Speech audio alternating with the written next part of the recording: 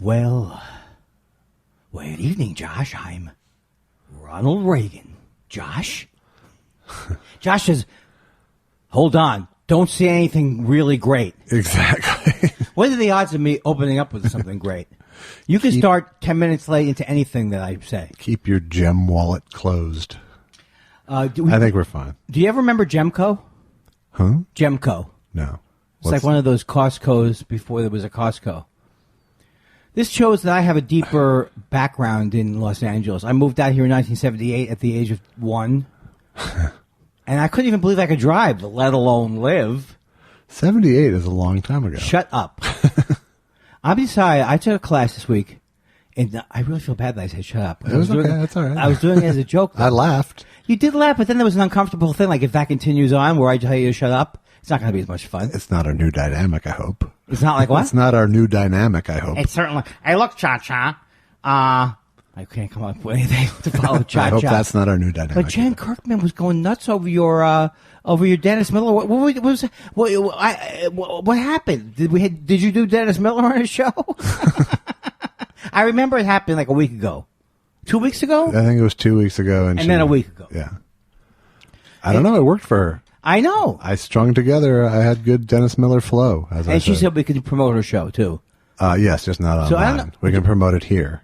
Oh, I didn't know just that. Don't do it on Twitter. You know what I'm going to do? I have a New Year's resolution. When's New Year's? New Year's is somewhere in mid-August. I would like to start to read all of my direct messages. Not just the last thing it says, so go ahead and promote. Yeah. So go ahead. Doctor says you're going to die. That's how you update that joke about getting a snake who bites you on your penis. That's how you update it with Twitter. So I DM'd him. Doctor's going to say, yeah, gotcha. Well, what? But you still be there then? Oh, no, you're telling him up close. I'm not going to. You don't go back to the scene of the accident where your friend is writhing in pain. In suspended pain while you visit the doctor in town. No, in this scenario, you never leave because we're also plugged in now. So now you're DMing the doctor? DMing the doctor. Oh, gotcha. And he's like, please, yeah. please, I'm dying. What did the doctor say? Doctor says you're going to die. There's a whole bunch of new visuals that get to introduce it to the joke. It is. You know, if I'm doing something that you can't visually see, and I know you can't see it, and I don't even think seeing it would improve it, does it make a sound? I didn't hear you. What? Hey, what does Dada mean? I'm sick and tired of not looking up words. Yeah. And so I figured instead of looking up words, I just asked you. Well, what Dada means to me is it's a movement of sort of nonsensical. Oh, okay. Like sort of. It's surrealistic, but not. Sort of surrealistic, sort of nonsensical, but within the structure of what is usually sensical. Oh, so would that be like would that be Lewis Carroll? What am I saying? I don't know what I'm saying now. I don't really know where I'm going with it. Wait a second. This is a Dada movement. It was a movement. Was it based on a guy named Dada? Yeah. Or was it like yes, yes? Is it yes, yes? Is it German? Don't make me make shit up. But if I did make it up, if I was right, though, would you be impressed with me? Da, yes, yes. No. Why not? Yeah, da. Don't you speak German? Or aren't you scared of Germans? I would be disappointed if it had a literal meaning. Oh, I see what you're saying. Because you don't think what do you think surrealism has? Earliest knockout blow for Kindler. He gives up on his personality. That's one of my more healthy traits now. Kindler gets himself in the corner and puts himself in a sleeper hold. And he's down. Kindler was, recent years, Kindler has been able to detect that he's annoying, and early in the confrontation, he will back off of any bits that don't seem to be working, which also is a sign of weakness, too. Why would the guys who are commentating for this sport sound like disc jockeys? And what is the sport exactly? Kindler. Kindler's back. I don't know. We could be Dada about it. Good evening, everyone. You know, Josh told me, I always said the show should start, and I think you'll back me up on this. The show should start as if you've already joined the conversation that's already begun. And what do I hear behind that hedge? It's two two people talking. I wonder if it'll be interesting. Most of the time, it's Let not me poke my head through the hedge. Oh, welcome to our Listening world. to our podcast is like sticking your head in a hedge. That's right. Yes. Hey, we should advertise our podcast like, hey, tired of all the other podcasts? Give us a shot. We're not saying we're better. We're just saying, are you tired of all the other ones? Right. Hey, we might help you appreciate your old podcast more. Either way, life gets better. It's a cleansing of a palate in a way. We're the rich, the sorbet. Yes. Or the sherbet. You did a twisty on it. Try the soup. Try the soup. Now, I actually am very proud of myself, Josh Elvis Weinstein. By the way, happy birthday. Thank you very much. Yeah, what were you about to say something? No, I was just going to say you are either very proud of yourself or you hate yourself. There's nothing in between. It's both sometimes. Yes. It's like if I'm proud that I made this list. Hey, I'm proud. I just noticed how much I hate myself. Right. No, if I make this list and I go, oh, and then I tell you about this list and you go, I built it up too much, then I'll hate myself. Yeah. But in the moment, I'm like, hey, I've solved the puzzle once again. So you made a list? Is this a list for the show, or is this just your list for the show? list? So I have a file now called podcast. It's just taken me only 30 years to figure out, put your podcast ideas under a title name podcast. But I'm all notes. In fact, if Apple wants me to advertise, if notes are selling slow, which I don't think they are because they're in the operating system. Right. So they don't need a spokesman. Not so much. But they're good. So I have podcast, therapy. I have therapy now. And you see the kids. I bet there's some crossover. I know, that's the problem. Yeah, that's the problem. Well, that's the real truth is, if I want to be honest with myself, I just need the cards. You know what I mean? But I don't even know what's going to happen. It could be a meal. Yeah. Could be a family showdown. Yeah. But I need the cards. I'm working off what I need to accept, which you told me a couple of weeks ago, is accept that you're working off cards. Yeah. So, I Josh, didn't mean that in life, but I meant it on stage. I meant it in life. I took it seriously. Okay, good. But notes is one step better. And I'll tell you why, Josh, because I back up to the cloud. Hi, you're listening to Thought Spiral. Do you like backing up to the cloud? For just 99 cents a month, you can back up to the cloud. This would be an example of a commercial we could do, but not for Apple probably. They wouldn't be, but someone could go, the Genie. Do you like Genie notes? Hey, do you ever do what the guys at Thought Spiral do? Do your Thought Spiral out of control? Do what the guys at Thought Spiral do. And yeah, Thought Spiraler. I want to make money. I want to make money. Buddy, I don't want to come to your house for 20 more years. Broke. No, I thought you were doing it for the show. No, I gotta make money. This is like a Groundlings Coke addict sketch right now. What the fuck? What do you and? What do you and? Whoa, that's all I can say. Well, that's another school of comedy, as you know, was the whoa end. Whoa. Del Close called Take It Down a Notch, he said. Who called? Decommit. Del Close? Yes. Del Close. Oh, my God. You probably met Del Close. That's the kind of thing you would do to one-up me. It would be, but I didn't. Did you ever meet Harold? Harold. No, Harold is that game they play, which I don't know why they call Harold. it the Harold. It's Herald. Is that true? Yes. Okay, I think I'm. I'm not bipolar. But I can get a little manic. Huh. And now it's time for What's New With You, Josh? What's new with you? What's new with you? Don't tell me anything that's old with you. What's new with you? What's new, Jew? Hey, what's new? Welcome to What's New. My age is new. Oh, I can't believe it. It's your birthday. Happy birthday, first of all. Thank you. Today, can we do we want to peer behind the curtain? Sure. Do we want to show where the fifth wall? I went through the fourth wall years ago. Yeah. No, we're on to the fifth. I'm coming up through the ceiling. I'm coming up through this floor. Okay, so do you want to say your age? I'm not asking you what your age is. It's 47. Oh, that's a perfect age. Yeah. You know why? For what? 49's terrible. It's almost over. Yeah. But now it's better. When I turned what I am now, it's even better. I already gave up hope. Now it's like a party. A hopeless party. Yeah, I mean, 47. I think when I say 47, I hear 50 the same way I heard Yanny for that other word. No, wait. See, here's the thing. I don't understand the Yanny Laurel word, but where sometimes the joke would be that someone would. I think somebody played someone saying Laurel, like they changed the way they. It doesn't sound like this, Laurel, right? It does if you hear it that way.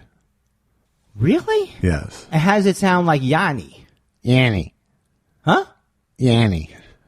You know you're lying to me. I am not. It sounds like Laurel and Yanny. And that's how you hear. I heard Yanny until I played with the New York Times slider thing, which changes the frequency of it. And then I heard Laurel, and then I couldn't unhear Laurel until I came back to it later. How did it come? It would have been good if it was Hardy and Laurel. It would, yeah. And I thought they were talking about who's that Yanni guy who plays the music? Yanni. So did his sales go up this week? I'm sure. So how did it become a thing? Did the New York Times was showing you how you could? No, it had nothing. The New York Times got on. It was just this thing that someone posted. It was this audio illusion. It was like that blue dress, black dress thing. Right. Where some people heard it a certain way and some people heard it a different way. And it was very definite the way you heard it. Is there a professor of audiometry? How do you miss everything for someone who's online as much as you are? I know. It's really sad. It really is sad. And I would say, 6 men a night of people I've known. Careers have been destroyed from sometimes Me Too, sexual harassment. Every night, 6 people. I'm not going to, you can guess who they are, but it's going to be, tomorrow I found out it's my aunt, Charlotte. Yeah. But no, can you believe, like. How is this connecting to anything we were talking about? Oh my God. What if I can't connect it? I don't know. No, it had to be. We were talking about the whole Yanny thing, and now we're talking about I the can't Me keep Too up with movement. anything. I can't keep up with anything. Oh, okay.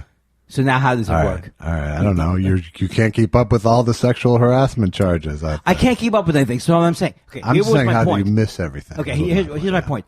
It does seem. I didn't just mean with the Me Too thing, but it does seem like Mario Batali and every day. I mean, it seems like there's so many people whose careers are falling apart. Besides me, see, mine was always falling apart. Yeah. So, what could they do to me? I'm not saying anything. I've done nothing, and if I did do something, I don't remember it that way. You destroyed your career with self-inflicted wounds instead of hurting other people, which is nice. Yeah, because my whole thing is I don't think I've ever done anything that was untoward, in my opinion. Yeah. Except those untoward things.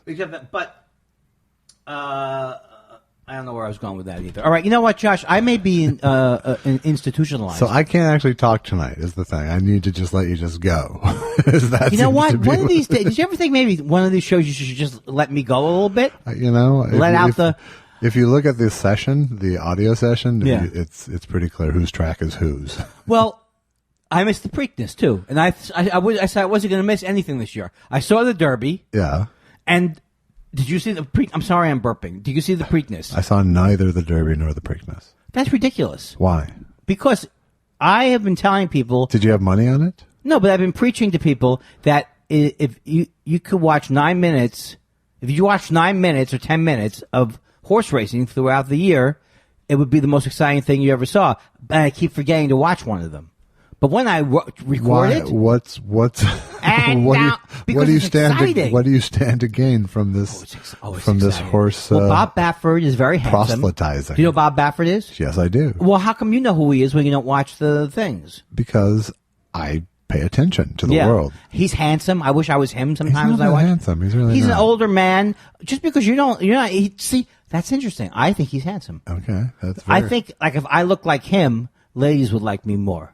And you're saying, why am I? What do I stand? If you were rich and winnery, yes, you probably. But he's would got have glasses. More I don't know. He's like, what does he do? By the way, does he pick them? He's a trainer. He's a trainer. Yeah. That's a pretty hard job. Sure, yeah, and he's the best. And that's another reason why I've never been a color commentator. To your knowledge. Yeah. So what's so exciting about horse racing, especially if you're not actually betting on it? The only way I can enjoy sports, which I do enjoy, but not as much as I used to, is I have to root for something. Yeah. I can never. So I like to find a horse I want to root for. Now I will be really rooting for this horse, Justify, to win the Triple Crown. There's nothing else you can root for, except like you, who bets don't pass at the craps table. If you do that in front of Susan, she'll punch you. Yeah. Because you're betting against the energy of the room. Which, sounds like me, but I wouldn't do it. That fits your devil's advocate. My M.O. Nah. Yeah, that's cool. I had to actually cancel a trip to Vegas this weekend.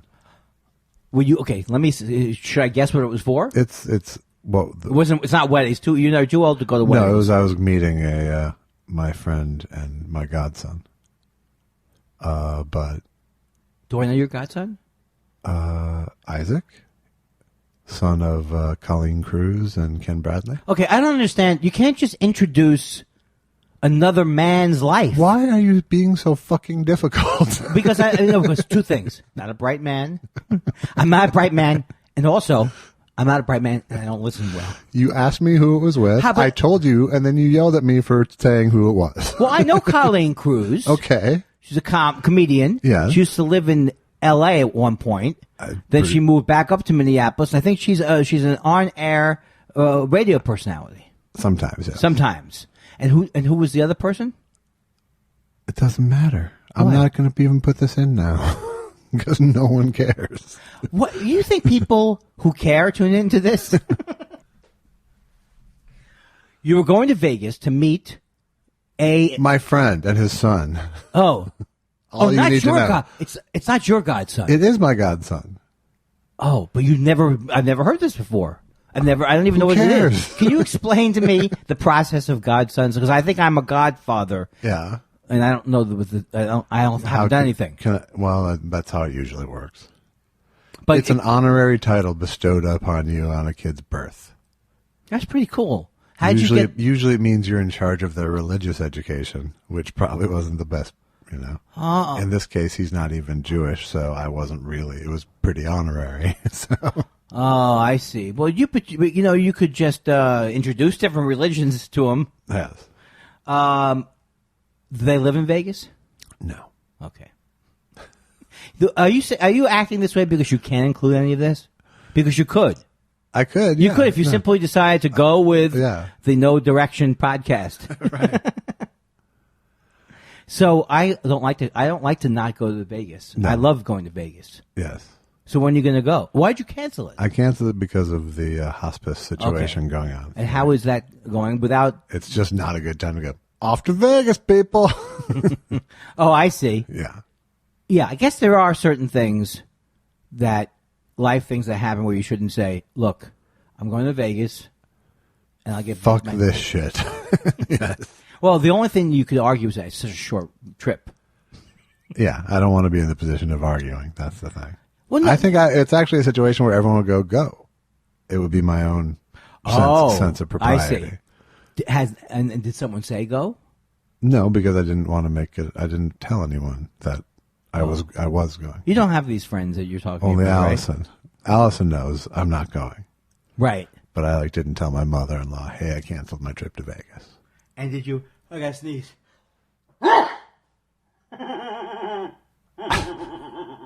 Bless you. I didn't do that on purpose. I know you think that.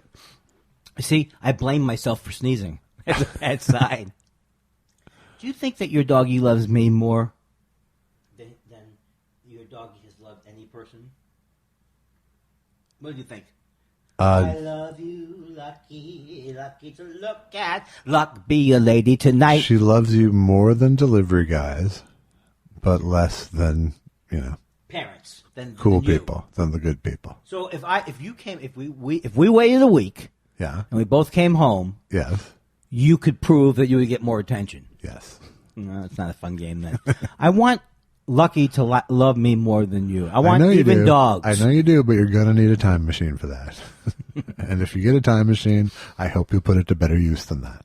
I'm going to go back, and you know what my joke is? I'm going to go back and stop Ace Ventura 2 from being made. And then go after Hitler, but only if there's time.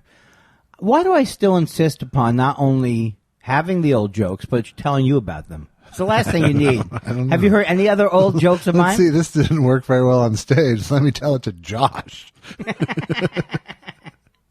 Well, we had a classic Josh. I'll go to my cell phone here. Classic Josh. This was classic Josh. Okay. Josh gave me, and I'm very thrilled with it, Nicholas Cho's December Dripper. Oh, good. Yes. And you're enjoying Which is it? an unbelievably great dripper. Good.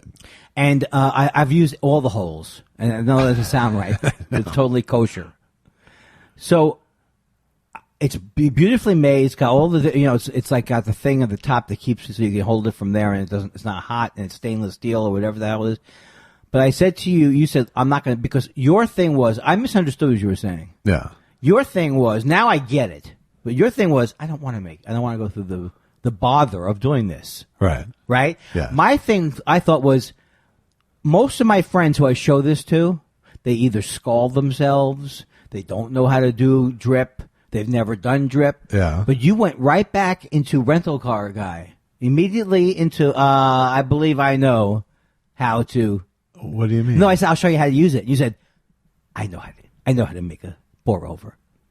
Last week? No, I didn't say that. I said I'm just never going to do it, is what I said. But you did say you knew how to do it, no?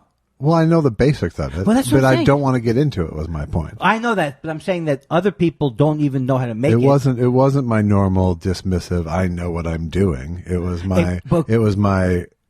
my ancillary, I know I don't want to be doing it. Well, that's right. But I didn't get that, so you said the second thing, which to me was like, under no circumstances do you want to do it. Yeah. Even if I had the world's greatest barista live with Right. you for a week. No, I'd let the barista do it if they lived here, but I wouldn't let him teach me how. Well, it's very good, and my anecdote I'm about very glad you like it. my anecdote about it wasn't good, but everything else was good. And I also went It to seemed like a good one, and then I got it and was like, I'm never going to do this, and then I gave it to you. and Nicholas Cho, the guy's a genius, and he rotates him around, and there's a whole bunch of things going on. Pour over doesn't get any better than that. No, it's a good cup of coffee. Yeah, I don't know if I'll ever like espresso. I still never liked espresso, and I only like it if it's in milk. Yeah. That's okay. But so, what's the point? Note to self: no more coffee topics. So, what else is in the news, as we say? Not much.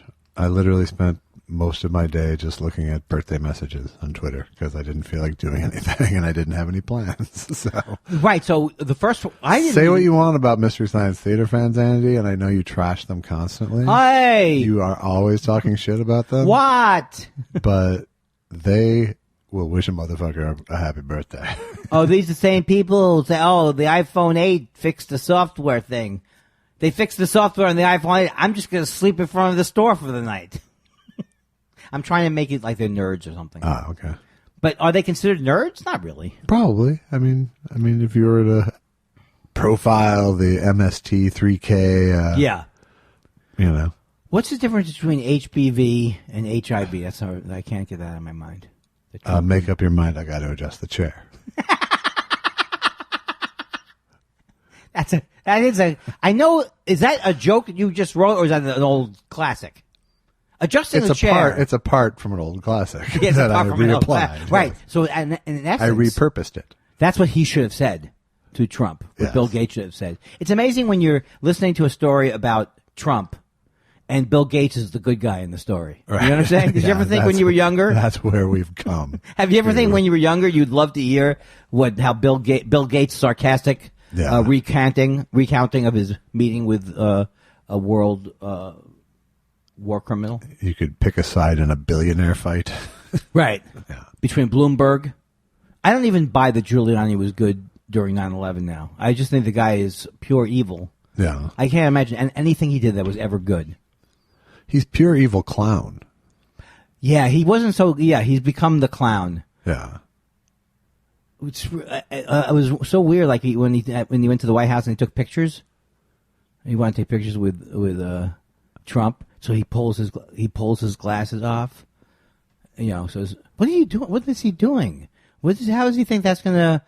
Oh, He looks good. I mean, he looks like a ghost. I don't want to talk about the way people look, but he looks evil because he's made faces his whole life. He's lied his whole life. I can't make this theory work about why he looks like he is. Yeah. But there's something to it. No, I think evil summed it up. It comes through. The Summed older you get, the more evil comes through.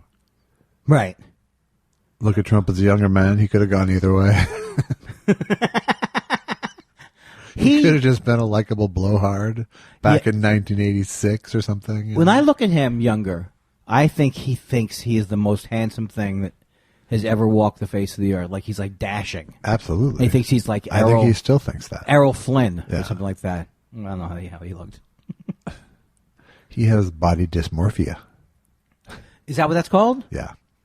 I wish he would. That would be the worst thing he had.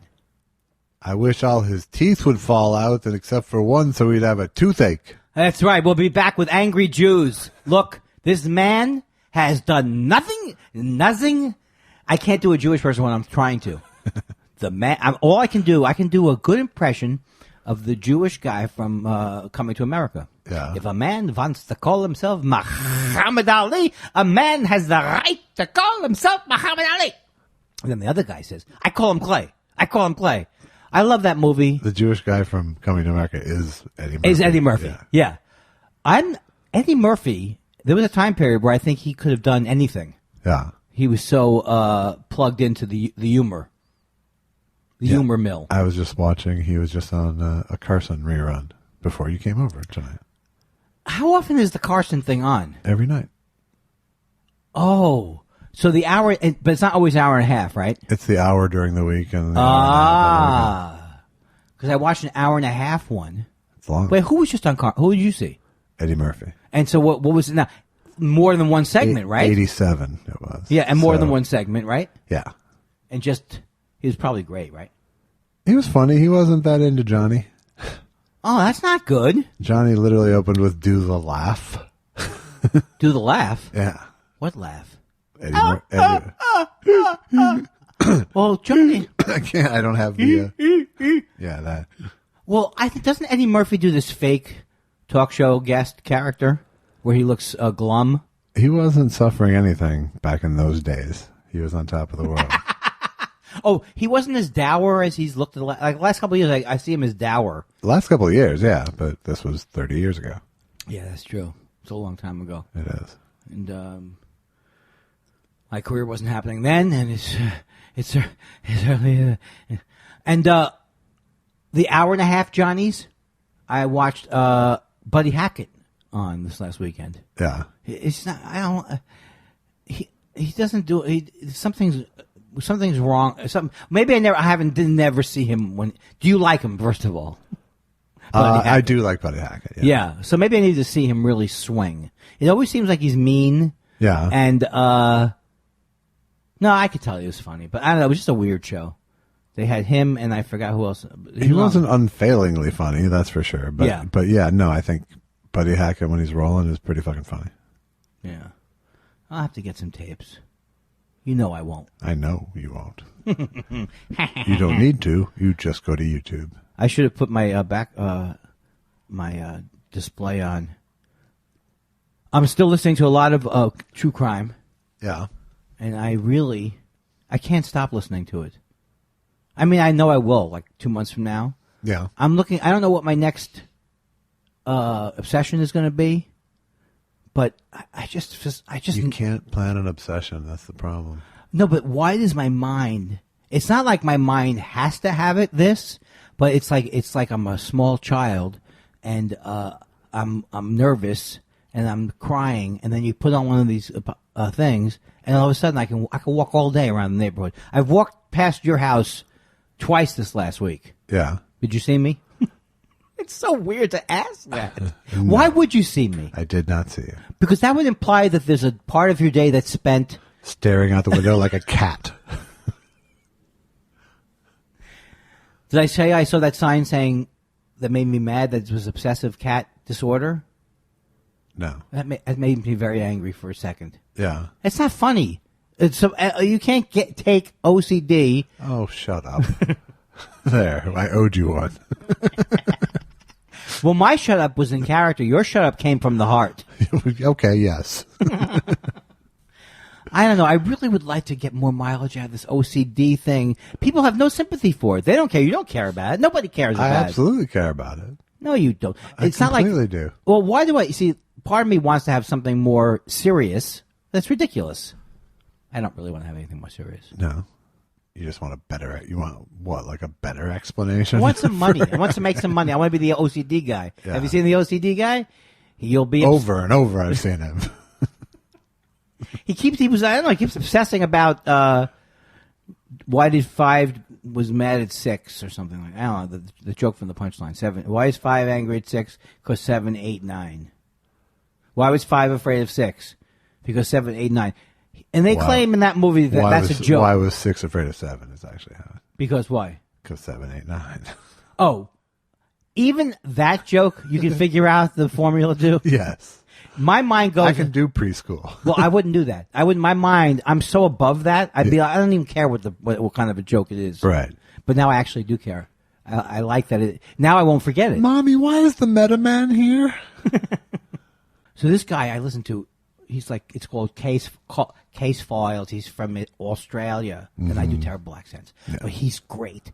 And then, but he reads ads. But he reads the ads like he's telling the stories. 9:00 that night, she was found. And all his whole show is just him. He's written it. He's written it out. Yeah. Unlike us. Yes. And he just keeps going for like an hour and a half. He keeps going with dramatic on the morning of October 25th. This happened and that happened. So, but then he does the ads, and so I wrote down some of the ads that he does in the same voice. Maybe I'll do a bit out of it. I was going to think. He says, "Do you like?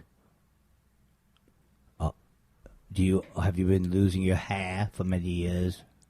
Do you have a problem? Is it receding on top? Well, then you must go to forhims.com." I know I'm not doing it, but then he'll say, "The Economist." He'll even introduce The Economist. The Economist. Now maybe I'll work on this bit later and come back. No, keep workshopping. But you know what? Let me ask you this question. All right. I was so proud of myself because I came up with a list of things, right? And that's not a good story. Why is that going to be good for the podcast? Because it's something that doesn't fit in anywhere else. All right. It's that thing where you walk onto stage with a funny notion instead of a punchline, and you think, oh, it's just somewhere between now and then it's gonna grow a little punchline. Yeah, but sometimes I can remember a story, and then but then I get upset about it. Yeah. Because I thought that was yeah, that's right. I think the truth is you don't know if it's funny. A lot of times I'm sure something's funny. Because I've already. All right, but you were close. I mean, but you did like you did step 1 and 2. Yeah, I didn't put the punchline. Yeah, you did a list of commercials that he did, right? But forgot to write a joke for each one. Well, and then he did the magazine, or even write a joke for the third one. Right. Well, he goes to The Economist. Yeah, you keep up to date on everything that's happening in your world. I mean, but I guess I'd have to do it. I can't do the Australian accent. Well, people would have to know the guy to know if you're doing a good impression. You know what he sounds like? The guy from Homeland. Yeah. Who's Australian, but he was playing a guy from the South who was like an Alex Jones type. Okay, so now you have your setup.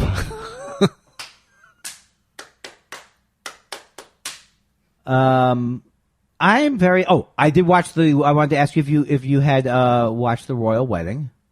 I watched very little of it. I watched it because Susan enjoys it. She's a woman. No, we both like the royal family. Yeah. And I just fucking loved it. I loved every minute of it. I loved the church service. I loved the guy the cellist. I wanted to be that cellist. It's not Yo-Yo Ma. I don't know who it was. Then they had the guy in the Church of England singing Stand By Me. Yeah. I loved it. Absolutely loved it. And here's the thing. I don't defend it in any way. I love Prince Harry and I love William. I also love Diana. Susan loves Diana. So it's just, when I hear people hate them, I don't think about why they hate them. Do they hate them because they're just they don't do anything. But like Prince Harry, they seem inspirational. Even the Queen, when I see her, seems inspirational. These royals they're not your father's royals. They are, actually. Oh, okay. I'm rooting for them, though. Well, that's good. They're doing swell, so your rooting must be working. I know that's the thing, because then you say I could see one that gets paid £90 million a year, like Prince Charles. Yeah, he gets $90 million. Then you go, where does that money come from? The royal treasury. Okay, so here's my theory, though. Those things are fun to watch. There's something about the monarchy that is fun if you take away all the colonialism, the death, and the fact that there's a dictatorship out of it. Right. The pomp and circumstance is fun to me. I never would have thought that, but I like that. I like the idea of thinking about Prince Harry with his wife and how wonderful a life they have, and it makes me feel. I go, yes, I buy into it. I know I'm not them, but I'd like to imagine that one day I could be a redhead prince. You could. You still can. Yeah. I don't have strong feelings. This isn't a debate in the making because I just don't care. I know. I know you don't care, but I think it's cool. The thing of like going to 1,000-year-old castle for a wedding is kind of cool. Right. That's true. As long as it doesn't fall down on you. Yeah.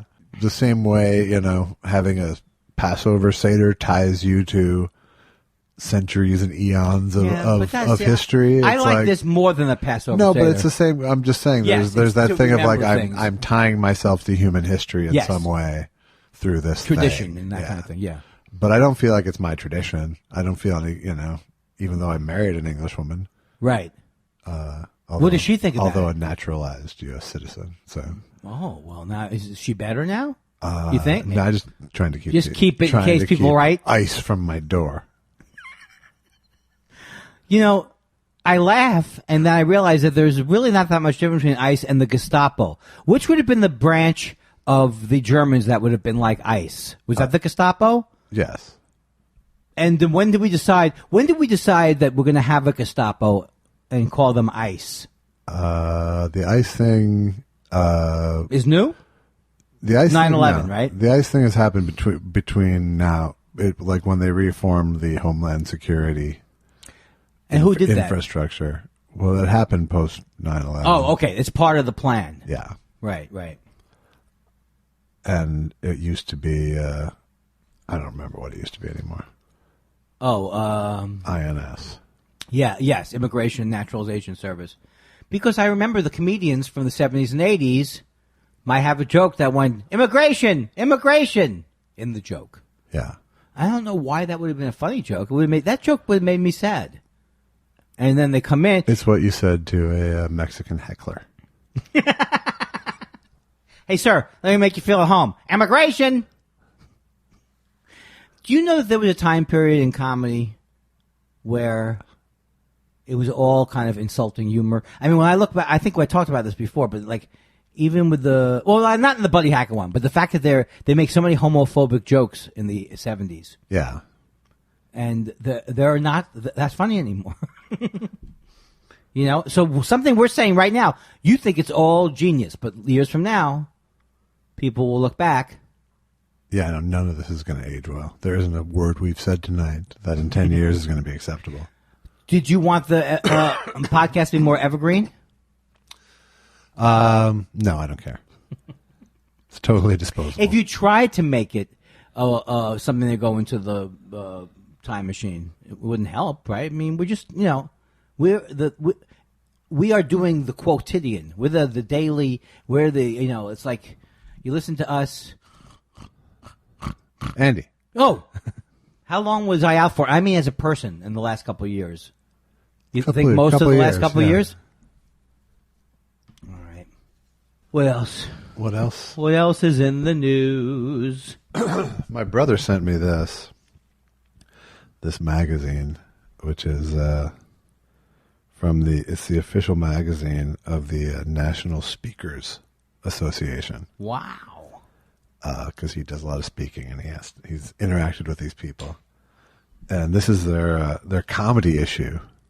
Oh, that is very good. And so it's all professional speakers with things like Funny is money. 5 tips to take your comedy to the next level and increase your fees. You know you're in the business when you're calling it a fee. Humor, it's more than just a punchline. Well, I don't even know if I agree with The that. holy grid of comedy. I don't even get that. Is it like a spreadsheet? I don't know. You stopped me when The you holy grid. No laughing matter. How to avoid 12 common humor pitfalls. Can you tell me a couple of those Sure. common pitfalls? Here's the 12 tips if you want them. Stop me when you've heard yours. Number 1, don't try to be what you're not. If you happen to be a 2 on the funny person scale of 1 to 10, don't try to jump up to a 10. Take it slow. Don't force it. You don't have to be a stand-up comedian to improve your speech. Just try adding a little humor. Perhaps throw in 2 or 3 funny stories or jokes into your talk. No, I don't Get agree with comfortable that at all. telling them. I don't think if you're a 2 as a funny person, stay away from it completely. Get into the tragedy game. See, but there's an old saying, from reading through this, there's an old saying in the speaker business, which is, do I have to be funny in my speech? Only if you want to get paid, Oh, they say. oh my! Because Wait, like 3 of these articles start with that. well, I would have thought Number this- 2, Andy, Yeah. don't think humor will come naturally. Humor, like anything else worth doing, is worth practicing. Comedians don't know what works until they try it. They write material and deliver it. Sometimes it lands, sometimes it thuds. The only way to know and get a feel for the voice of humor that will work for you is to try it out. Remember the old line, how do you get to Carnegie Hall? The answer? Practice, practice, practice. Yeah. Keep trying new material and new delivery styles until you discover what works. Yeah, but I'm saying it a little more what do you patronizing think than it about needs that? to What do be. you think about that? I mean, if you really try to take that advice, I think, if it's for speakers, not comedians, so give me more. I need more tips. you need more tips. I'm going to go to someone else. Let's see. I want to see what his qualifications are, firstly. He has an advanced degree in comedy. He did his master's work in giggling. His keynote speech is How to Design a Life Worth Smiling About. And he does some coaching. Oh, I He does see. some Okay, now I coaching. finally figured out. This is like the a speakers bureau. Yes. This is what Mike Flynn uses when he goes. This is what makes people a certified speaking professional. Now, does he like this magazine? No. He sent it to me because he thought it was hilarious in the wrong way. And is the magazine every month called Speaker? Yes. Is it? But it's not every month, right? 3 times a year. I have no idea. There's, I used to subscribe to Runner's magazine. I got bored with that. I like this. This is just a little quote from Ron Culberson saying, "Now, there are very few things that get under my skin. One is when you question my understanding of humor. I wrote my graduate thesis on humor, and for years I studied the many reasons why it works. Further, I knew exactly what I was doing in those meetings by using humor to strategically balance the serious issues we were discussing." Oh my God! I'm sorry, whoever that is. That's just terrible. It's Ron Culberson.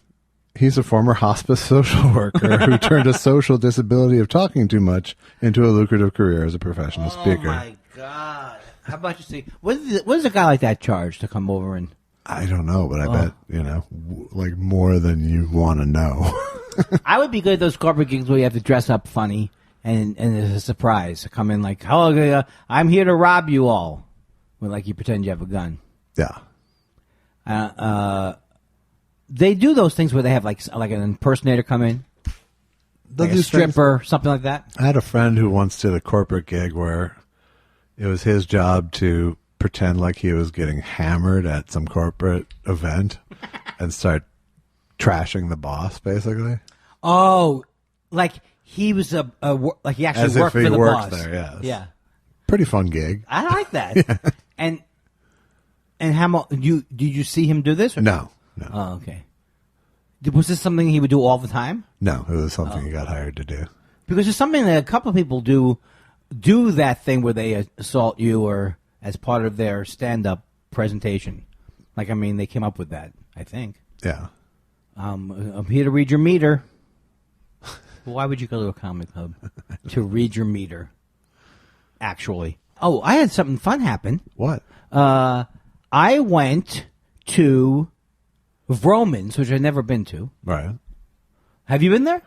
Yes. It's like a huge. I would think a bookstore can't be that big now. You couldn't start from scratch with it that big. Right. It's got more than one level. I mean, what are they thinking?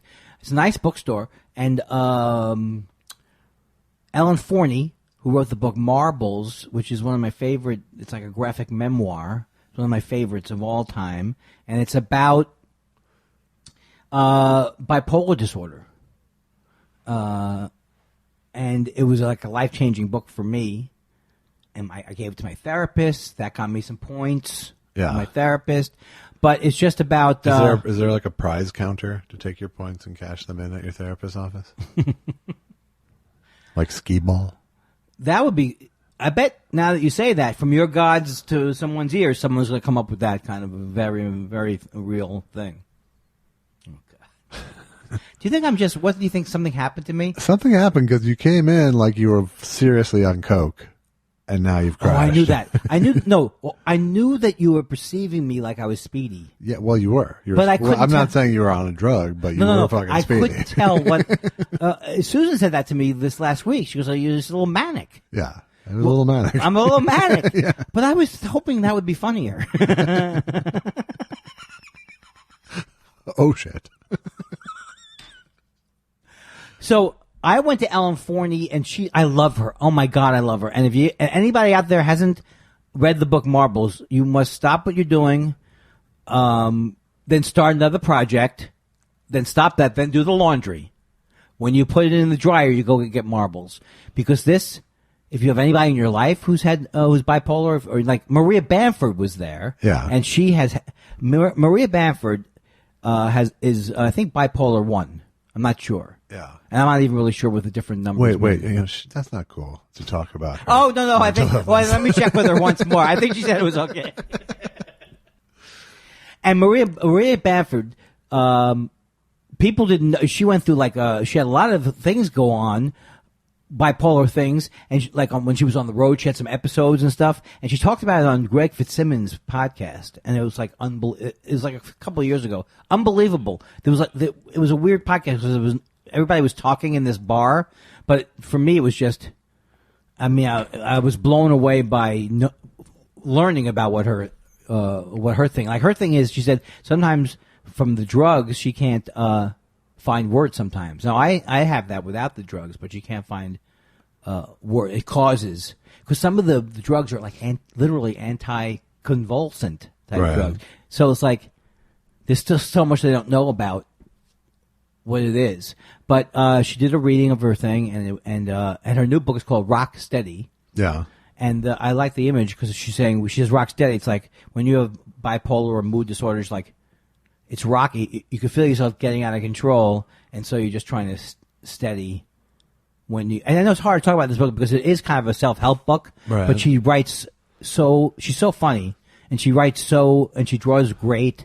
And I'm not getting any money for this, but. I haven't gone to an event in a long time. I've always been wanting to go to book signings and things. I've missed many things. Yeah. Like Drew Friedman, you know him? Sure. He was in town. I missed his thing. Now, I felt good getting out. I was late. Because it was at 7 o'clock on Friday. And don't you think that should be... why? Yeah, it's not a good... But Susan said it's because of bookstores. They close early. Right. So they have, but if you need to be in Pasadena by 7, you can't leave at 6. No. You No, you can't. And I bet you didn't. I didn't. That's right. This is the lie that I live my life. Right. I said to myself, when did I leave, do you think? You left at 6:30. I think you might be right. I think it was 6:30. So I could justify to myself in my mind that with no traffic, you could drive to that bookstore in 30 minutes. Yeah, at 2 a.m. You could get but there. it didn't take 30, but it took off. So I was late, but it was still a wonderful, wonderful way of. I want to go out and have more fun in life. I know it sounds impossible. Well, you're starting off the week right here. I mean, there's two things I want. I want to never leave the house. Right. and I want to go out and do things. Yeah, I'm kind of the same. Although I'm more on the don't want to leave the house side of the ledger. But I'm agoraphobic in that way. I actually am scared to leave in a way. Not like outright scared. Yeah. I love it when I finally do leave. Right. But I can convince myself, you don't want to go out there. It's a different process for me. It's just straight up dread for me. It's just, if I could sum it up, it would be, ugh. Oh, so in other words, the thing, like, for example, I've been trying to get you to return things to supermarkets for me. Right. This matzo ball soup that I didn't eat on Passover. Right. And you don't like doing those things. No. But I don't go out to stuff either. You don't go what? I don't go out to stuff. To stuff? Oh, I see. I feel we did that more when we were younger. I think everyone does. But can't we keep the party going, Josh? Clearly not. But I don't think of you as having dread. I think of you as just like loving it here, so why leave? But you're making it like there's some kind of like thing about the outside world that you do not enjoy. I don't. I don't. It's not a fear of it. It's a knowing. You know what's going to be like out there. Exactly. It's world wariness. And that's the opposite of my problem. Weary is the word. My problem is that I rush around and I'm constantly rushing around and I'm not getting anywhere. Right. And I'm miserable at it. So like when I went to Whole Foods today or yesterday, whenever I went there, I enjoyed it. I enjoy shopping. I put a podcast on. Someone's getting killed in my ears. Yeah. And I'm looking at colors. It's not a negative thing. It's only negative when you're in the house and thinking about it, or you think of it as a chore.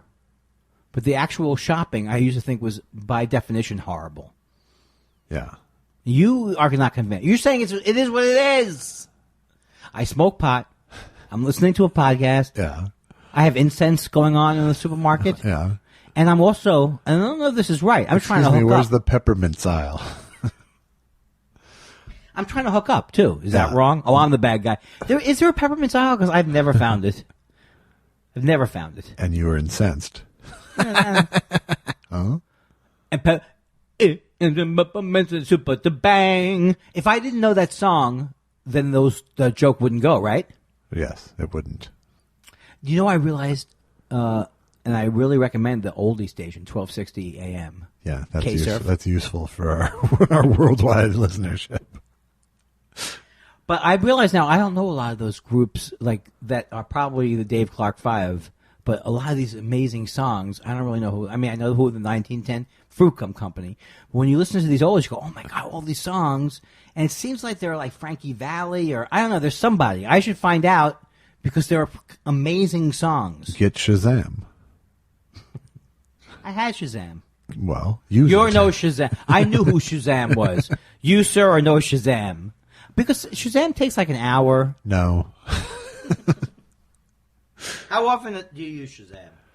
I use it whenever I don't know what a song is and care about that fact. I think you never use it. I know. I've used it twice in the last 2 weeks, probably. Do you say it like this when you ever say Shazam, Shazam, Shazam? Name the character. Gomer, fuck you. You don't like TV trivia about Gomer Pyle. I think he died.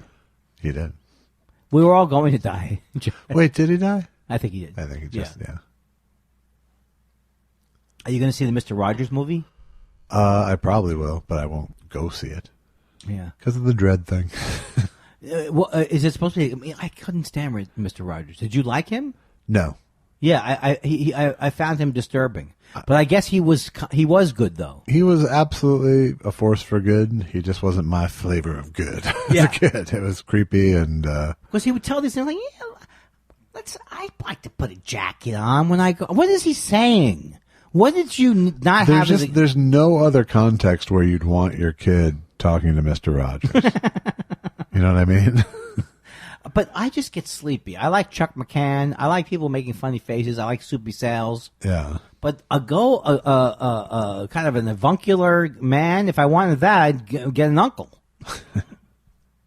I just can't believe. Now, I just can't believe there was a Mr. Rogers, and I don't know if I want to see a movie about it. Although I did see the movie where Michael Keaton was the founder of McDonald's, and that was great. Yeah, it was good. Yeah, The founder. the founder. How long have we done of this? It was great. So what happened? Let's recap for people. I came in. Oh yeah. I came in late. Yeah. 10 minutes. Yeah. And I said, should I say sorry? I'm so sick of being late and saying I'm sorry. I should be. All right. So I got in, and then you thought I was on, and then I was like hyped up in a way, right? Yeah. Hyped up. Oh yeah. So what do you think I'm thinking? Like, oh, wait till I'm on a roll. What do you think? Or do you think maybe I'm not thinking anything when that's going on? I think it's I think it's almost an out of body experience. You know how like some people, like songwriters, will say sometimes they channel stuff from Yes.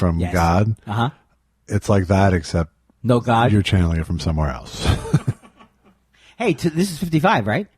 Episode? Yes. Yes. Yes, it is.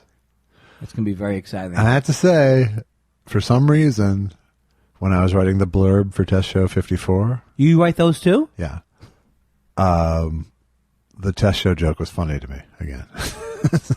Test Show 54 was funny to me. That number and the joke matched up it well. still works. Yes. It still works.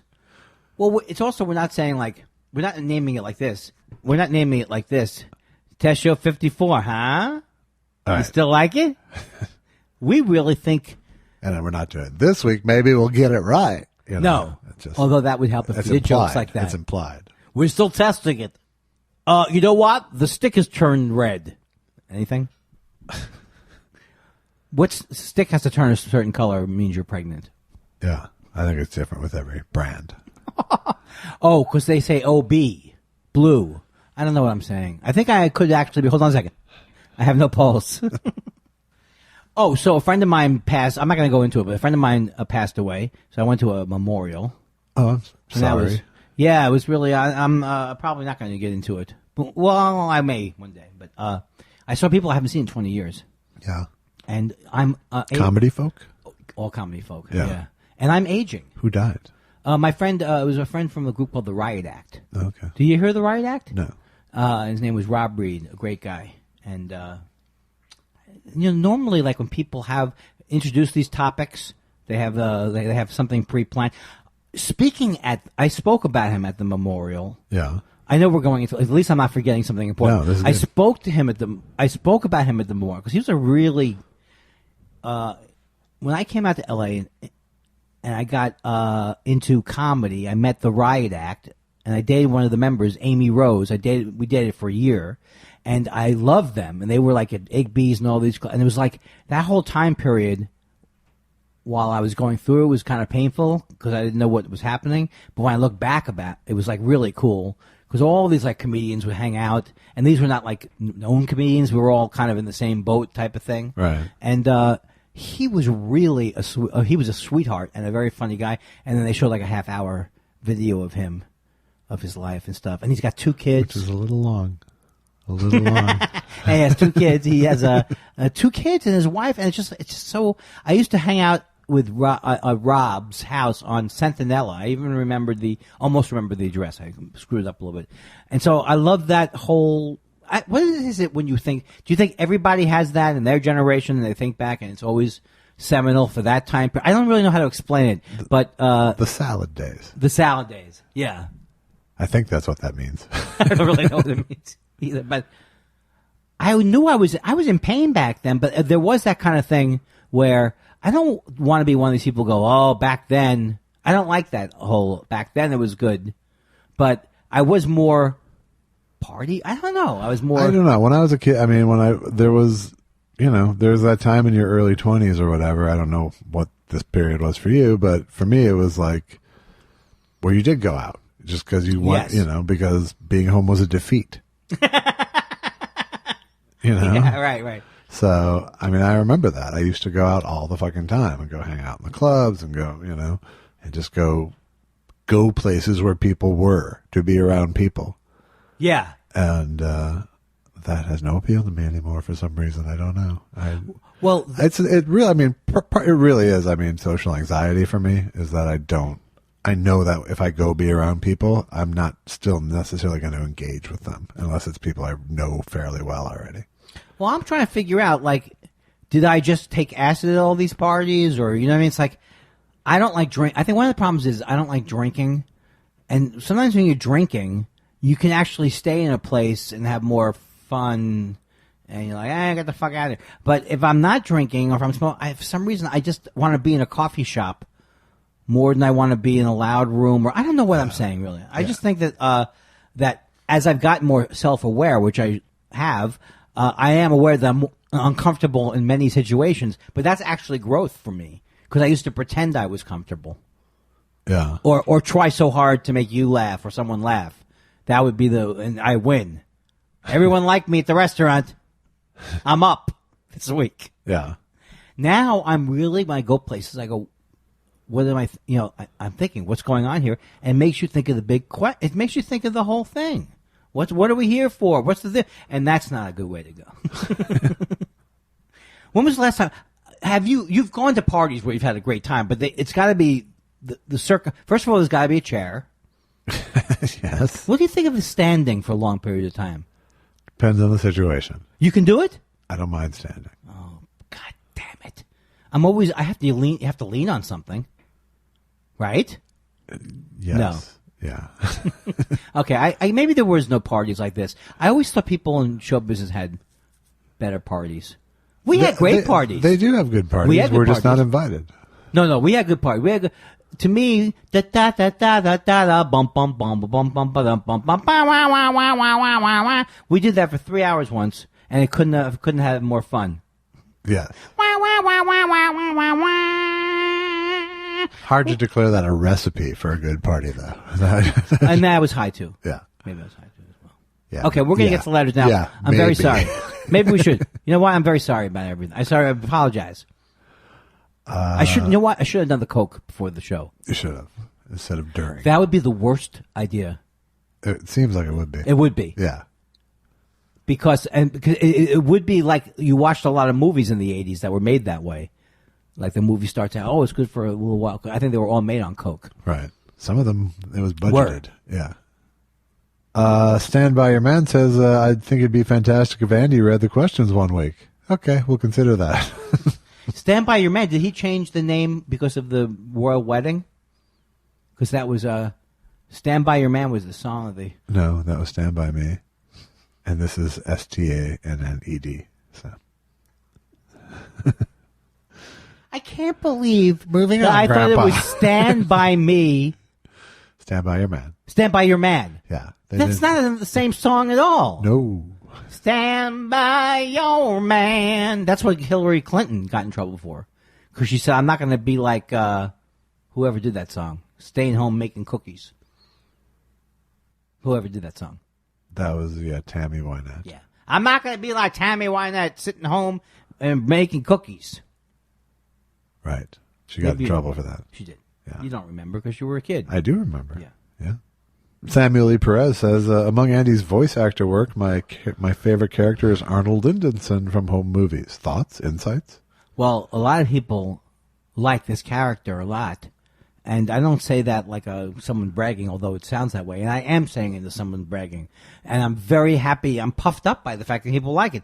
But it was like the principal. I was the principal Lindenson, and I would say to the main character in Home Movies, Paula,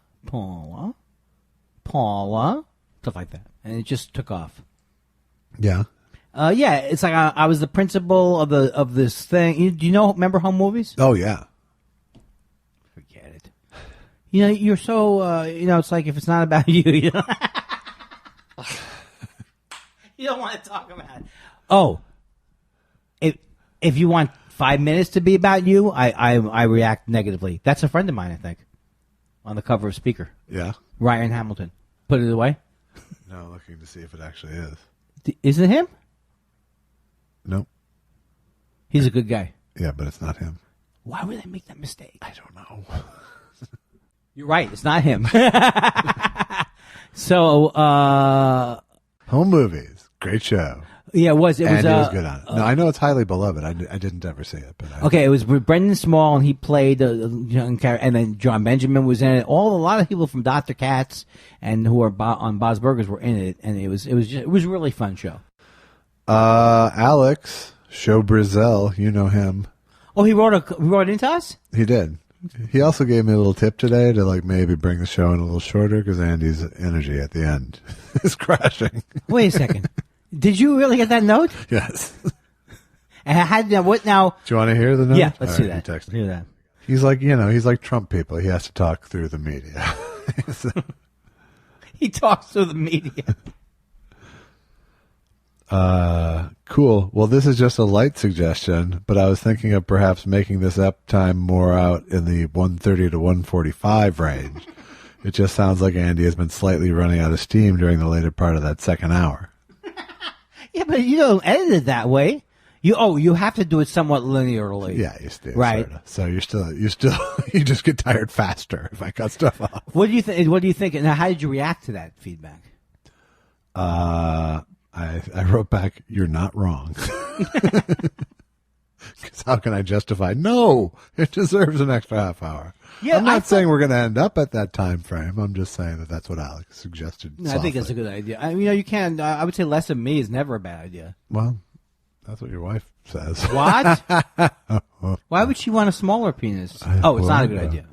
Alex says, "Happy birthday, Josh. How would Huell Hauser wish you a happy birthday?" Who said this? Alex. How many questions is he asking? Well, I read you a text. This is his tweet. His question. Okay. This is him programming the show from afar. So is it you discovering someone else on their birthday? Or is it you wishing yourself a happy birthday? No, it's Huell. It was not me. It's Huell. And he's wishing... So you've been breathing air for 47 years? That's fantastic. It's unbelievable. Lou, are you getting this? I didn't have anything past 30 in the office pool. It's your birthday. It's your birthday today. So you were born on this exact day. Like 47 years ago. 47 years ago. Amazing. That is fantastic. Lou, are you getting this? That was good. I think it's great when we both do the same impression at the same time, too. Well, what am I supposed to do during it? I don't know. Well, I know that there are certain things that are in your wheelhouse. Yeah. Dennis Miller. Yeah. Huell Hauser. Yeah. But there's nobody else on the show I can do. I'm just kind of doing an echo thing. That's amazing. You could have played me. Oh, okay. Let's do it again. So you've been, I understand you haven't died yet. I finally figured out how a sketch works. I couldn't possibly figure out how could this work. It will work if I'm Josh. Yeah, it's my birthday today, Huell. That's amazing. That's fantastic. Have you had a good day? It's been pretty good, but I don't like to make a big deal out of it or anything like that. Well, I think that's very respectful of you. Why are you so excited about my birthday? The world is a shitstorm, and no one really cares about your goddamn birthday. I like this sketch idea. Thank you. So we both don't do the same character then. All right. Well, thank you, Huell Hauser, and I didn't even think I'd see you for my birthday. Well, happy birthday, Josh. How does it feel to be dead? Well, it's getting better all the time. It's not fantastic, though, is it? It is fantastic. I'll tell you. It's surprisingly good. I never saw that infomercial before that you told me to watch for the My Pillow guy. Yeah. And I thought you were joking. Oh, you've seen it now? Well, just a couple seconds. I haven't.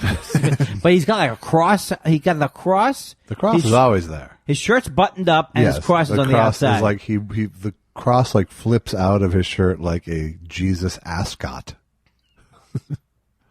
so God can see it, God wouldn't see my cross if it was tucked in underneath my buttons. Do you think he knows he's a huckster? Of course I know I'm a huckster. No, he doesn't. Does he think that he's really like he thinks he's not making pillows? I'm making dreams. Okay, I'm gonna have to watch the whole infomercial. I'm making machine washable dreams, my friend. They are machine washable. Yoshi Yamamoto says, "Happy birthday, Mr. Weinstein. Even though it's your birthday, are you willing to finally concede that Game of Thrones isn't overrated? You brought it up many test shows ago, but haven't asserted or corrected your stance since. Oh, my God, Yoshi. In my opinion, it's like saying LeBron is overrated." Wait a second now. I hit a little Yamamoto nerve. Yamamoto. Unbelievable. I never knew that there was a side to him where he would just explode. I believe my it came as a sort of out of left field answer to what shows do you think are overrated or something like that. Oh. but because I certainly have no strong stance, I'm just not into it. Have you watched it? No, not much. Have you? But I mean, have you watched it to know you don't like it? I haven't watched it. I haven't given it a fair chance. Okay, that's fair. But I generally don't give a shit about that sort of story. I think there's sex and stuff on it. There's sex. I like sex, but Right. I don't need it in my narrative. That's true. That's true. You don't need it in your narrative. You do if it's a And porno. it's not enough to bring me to the Yeah, table. it's not like a porn. Yeah. Porn or porno, we used to call them. I do hate when I used to watch porn, which I don't watch anymore because of the trial. No. I would always get disturbed by the fact that there was no I didn't like the storyline, and I didn't like that there was a storyline. Yeah. Did you feel obligated to stay till the end?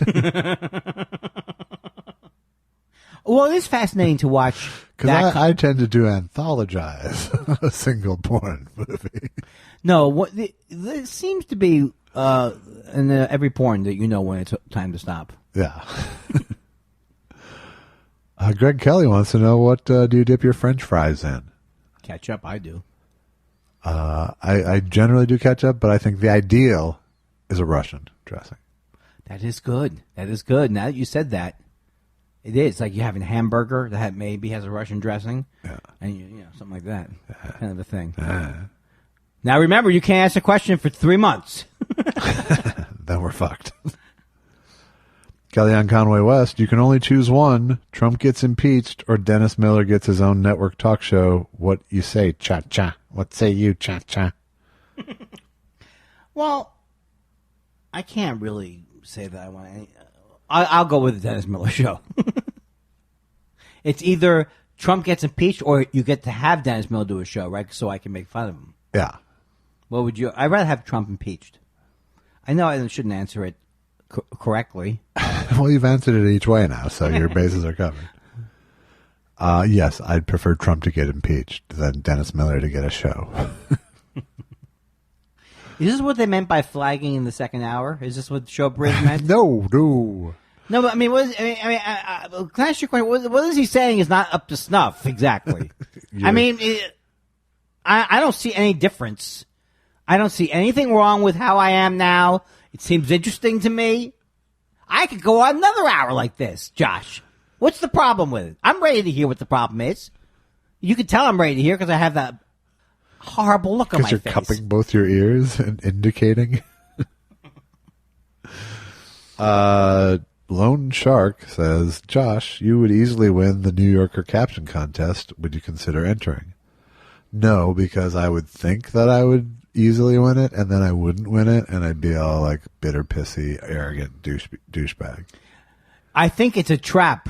Yes, it is a trap because the way you come up with a great cartoon is not necessarily by solving the puzzle of the New Yorker. No, when I was working on, I used to do, in fact, somewhere I have it, but I used to do at Malcolm and Eddie, when I was working on that show years ago, there was a guy named Jerry Persigian. Who not related to our Parsegian, right? No, but related to Harry Persigian, who was the coke dealer who killed Carol O'Connor's kid. That Carol O'Connor blamed for killing his kid. Oh, I don't even know this story. Yeah. Wow. I do. I think I remember him. He was a drug addict. He may have been a drug addict. Carol O'Connor's son was a drug addict. Yeah. And he was trying to get when clean. he died, he publicly blamed the guy who sold him the coke that he died taking. Yeah. I can't argue with that. So Jerry was a talented cartoonist, so we'd sit during the writing sessions, he would sit there doing cartoons. Right. And then he'd pass them down to me to caption. Well, that's where you're sticking it to the man. That's always funny. Yeah. Because part of it is that you're breaking the rules. You're not part of the meeting. Exactly. But no, I think like it'd be like entering a comedy. It'd be like anybody entering a comedy contest thinking they're going to win because they're a professional comic. Right. It's just not going to. It's something. It's going to. Or end me up going to the speaker convention, thinking because I'm a comic. Oh yeah, I'll kill. I'm going to kick their ass, and then they're going by speaker rules. This is some of the best art direction I've seen on Speaker Magazine. Yeah, it's the woman with the clown nose. Is that the? I can't even believe it. What were they making? Who were they making fun of on Saturday Night Live? It was she stands in front of when they called in The woman who called in the black people having a barbecue. You know what I love though? If I was having a barbecue, I probably wouldn't. Well, even if I knew that I could have the barbecue, I would get nervous. These were like, no, actually, you can't have a barbecue. You can't do a charcoal. This woman was trying to change her racism into now with charcoal. Yeah, like you're either racist or a fucking amateur park ranger. Either way, you're fucking obnoxious. And why does she have she had a headset. I think she had a charger. Oh, okay. I think she was charging it from a battery. Oh, God. She was yucky. I don't like her point of view. I don't like the other guy who's an attorney. Please stop calling the police because you're afraid of black people. It's stupid. It really does make you look racist. There should be some little rhyme to tell yourself. Why are you calling? I think I said it pretty clearly. I'm in a dorm, and there's a black person sleeping there. It's Yale. It's Yale. Hello. Oh, my God. I don't call when people are shooting someone out in the... David Gogo wants to know, will Vegas win the Stanley Cup? Okay. I am lost now. Yes. So is it... Vegas has a hockey team now. No, they don't. Yes, they do. What's it called? The Mighty Ducks? The Golden Knights. That's the worst name I've ever seen. And they're in the finals? They are. This is their first year of existence, and they just made the Stanley Cup finals. Does that make... What does that say about hockey these days? No, it's a Cinderella story. How do you feel about it? Who are they playing against? It's still to be determined between, I believe, the Washington Capitals and the Tampa Bay Lightning. And Washington Capitals haven't won one, I don't think. I don't know. And what's happening with the NBA? The conference finals. Did the Cavaliers win? Cavaliers won tonight. They're tied up at 2 apiece. Oh my God! As of tonight, Monday night. This is so exciting. The Warriors are up 3-1. Ooh, 3-1 or 2-1? They're up 2-1 now. I want the Cavs to win only because everyone says they can't win, and also I'm rooting for them to win because I love LeBron James. Yeah. Who are you? You don't care. No, I like watching LeBron and I like the Warriors. Right. I kind of thought that Houston would have a shot. Yeah, they had the best record, I think. They had the best record, but they also beat the Warriors a couple times this year, and they also just have, Are they up against them now? Backcourt. Huh? Oh, they have a great backcourt. Yeah. Are they there now? Are they playing? I don't know who's playing who. Golden State and Houston are playing. Oh, well then, okay, so then they would. It could be exciting. Houston still could win. Is Harden a guard? Yes. As is Chris Paul. I told my wife on our wedding night that she had a good backcourt. Yeah? That's a close to a joke. Right? If she had an answer, it would have been a joke. Stephen Elton Yates says, your top 3 funniest female comics. Jen Kirkman. Jen Kirkman? Maria Bamford? I don't want to do funny. Honest to God, when I think of the current comedy scene, I mostly think of female comics. You know what's so weird? I thought that I was obligated to answer the question. That's the thing. It's so weird. It's not a terrible question, but I don't think it. Right. Well, Maria Bamford.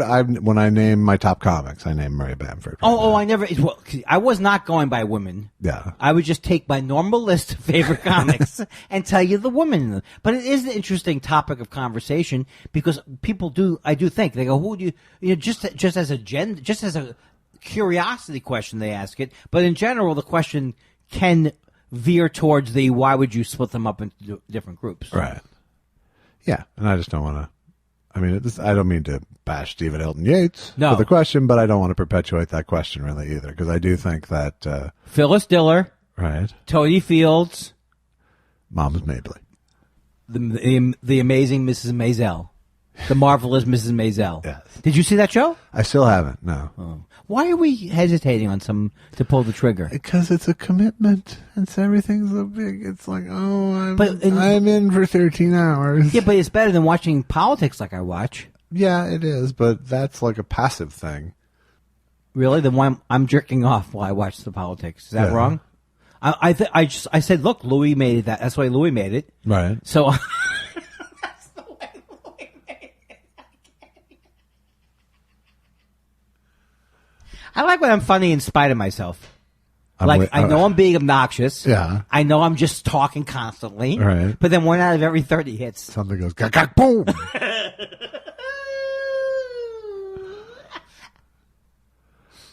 Tweet Bahara says there's a little circle that fills in when you get a new app on an iPhone. As it's loading, the little circle at about 25% looks kind of like Hitler. Check it out. We'll check it out. All right.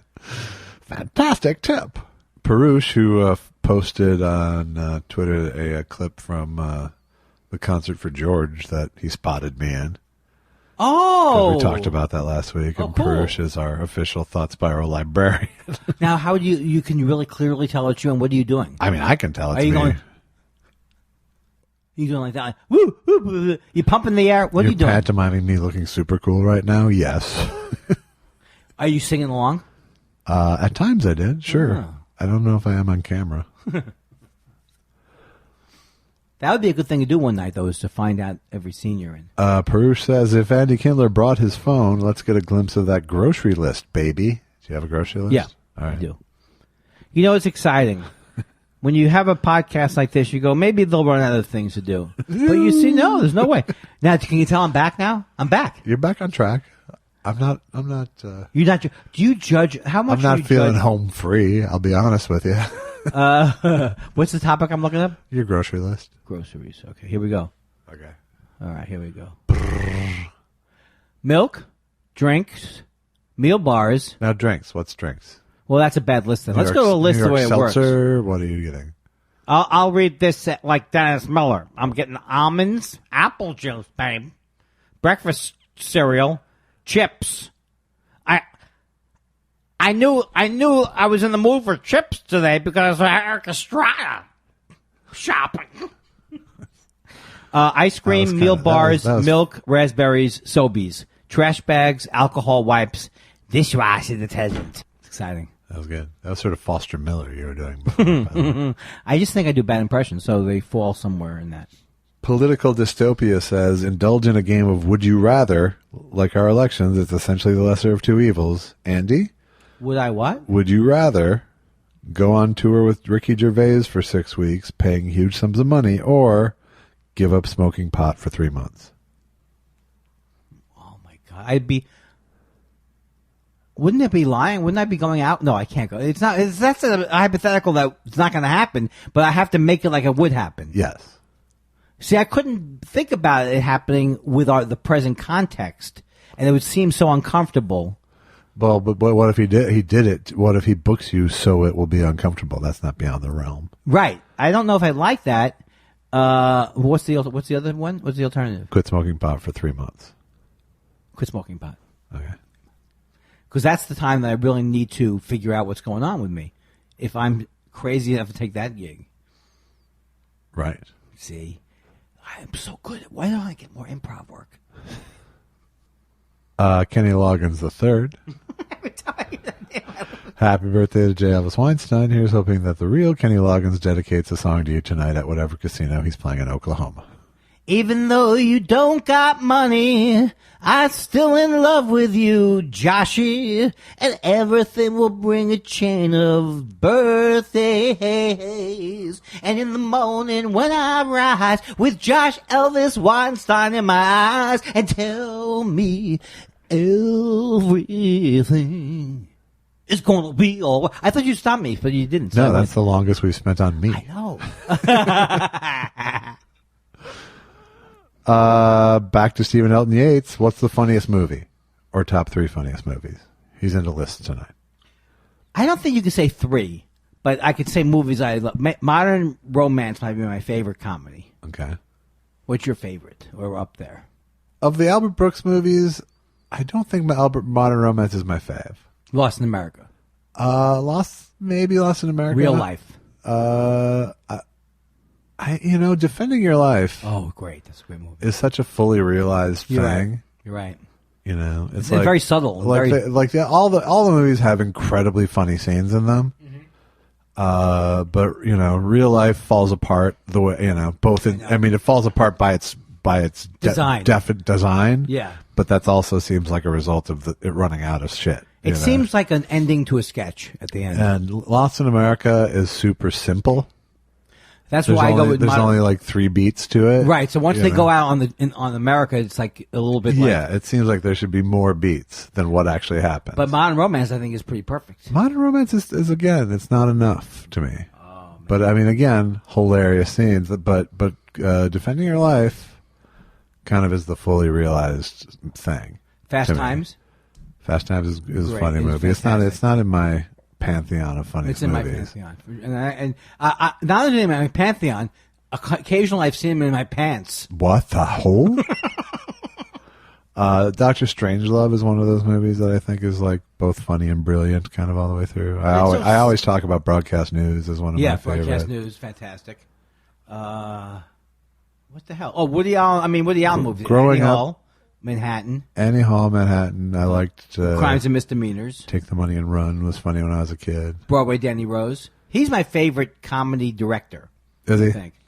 But now I can't. I don't know. It's hard. Yeah, obviously we don't want to go down that road again. But again. yes, I think he made some great comedies.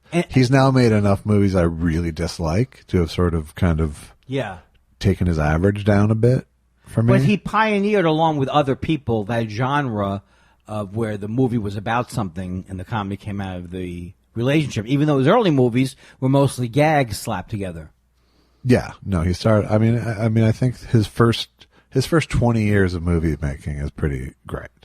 Even before Annie Hall, you mean? Oh, including Annie Hall, right? Yeah. But yeah, there's and then when I was a kid, it was all the SNL, the Bill Murray and Belushi, and those weren't movies, though, right?